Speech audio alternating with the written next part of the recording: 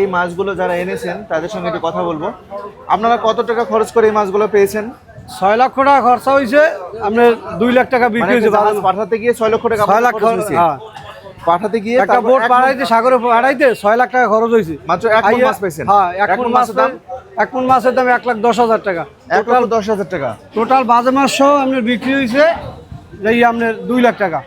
তাহলে লস 4 লাখ টাকা লস। 4 লক্ষ টাকা লস। হ্যাঁ, আবার লস আছে, আবার লাভও আছে। আবার যেখানে বেশি পায় ওই সময় আবার লাভ হয়। আবার একবারে তো 80-90 মণ মাছ পেয়ে যান। হ্যাঁ হ্যাঁ। তো এখন এত কম মাছ পাইছেন কেন? কম, সাগরে আবহাওয়া খারাপ এবং মাছও কম, তাই না? মাছ কম এখন। মাছ নাই।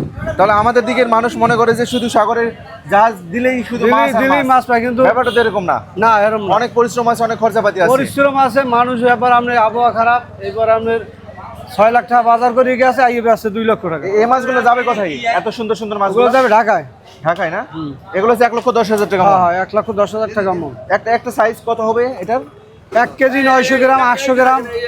এই দেখেন আমি দেখাই। এই যে একটা সাইজ দেখেন আপনারা দর্শক, একটা সাইজ হচ্ছে 1300 গ্রাম, মানে 1100-1200 মোটামুটি এভারেজ সাইজ।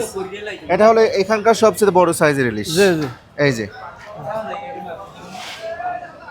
অস্থির। তার মানে তাহলে এই সিজনে আপনাদের লস হলো। হ্যাঁ। আচ্ছা, ঠিক আছে।